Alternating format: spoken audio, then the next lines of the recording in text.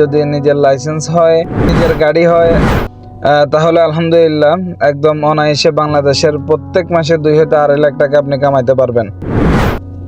আর যদি বিভিন্ন কোম্পানি আছে হাঙ্গার স্টেশনে, এভরিথিং সবকিছু কোম্পানি দিবে, গাড়ি দিবে, তেল দিবে, থাকার জায়গা দিবে, খানার জন্য টাকা দিয়ে দিবে। এগুলোতে কাজ করলে আপনি প্রত্যেক মাসে আলহামদুলিল্লাহ 1 লক্ষ টাকার উপর আপনি রাখতে পারবেন, আশা করি ইনশাআল্লাহ। আসসালামু আলাইকুম রহমতুল্লাহি ওয়া বারাকাতুহু। কি অবস্থা, সবাই কেমন আছেন?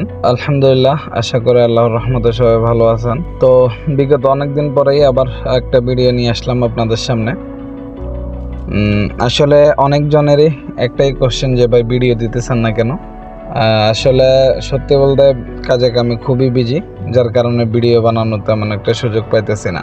আসলে আজকে যে টপিক নিয়ে কথা বলতে আসছি সেটা হইতেছে, অনেকেই আমাকে ইদানিং অতিরিক্ত মেসেজ করতেছেন যে ভাই হাঙ্গার স্টেশনের বর্তমান কি পরিস্থিতি, সেই ব্যাপারে একটা ভিডিও করেন। দেখেন ভাই, বর্তমান পরিস্থিতিটা এমন হয়ে গেছে যে আপনি হাঙ্গার বলেন, জাহেজ বলেন, টুইউ বলেন, মার্সুল বলেন, শিপস বলেন, সবগুলাতে এখন বর্তমানে কোম্পানির লোক।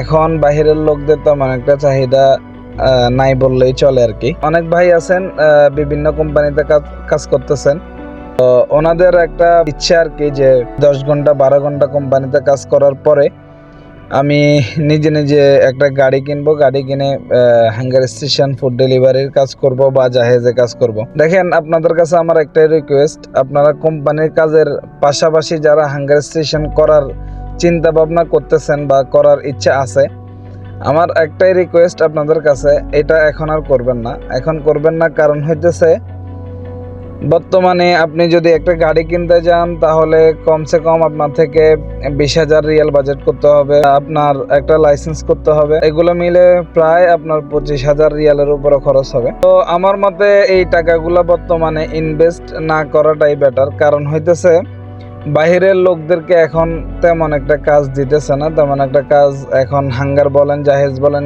এনি ফুড ডেলিভারি, এখন যে কোনো ফুড ডেলিভারিতে আর বাহিরের লোকের তেমন একটা চাহিদা নাই। বিশেষ করে আমার একটাই রিকোয়েস্ট, যারা কোম্পানিতে কাজ করার শেষে চিন্তা ভাবনা করতেছেন হাঙ্গার স্টেশন ফুড ডেলিভারির কাজ করবেন, তো তারা আপাতত এই চিন্তা বাদ দিয়ে দেন। আর যদি আপনার ওইরকম ইচ্ছা থাকে, ওইরকম মন মানসিকতা থাকে যে আমি ফুড ডেলিভারির কাজই করব, তাহলে আপনি যে কোম্পানিতে আছেন সেই কোম্পানি যদি আপনাকে রিলিজ দেয়, তাহলে বর্তমান হাঙ্গার কোম্পানিতে ঢুকতে পারবেন অ্যাভেলেবেল।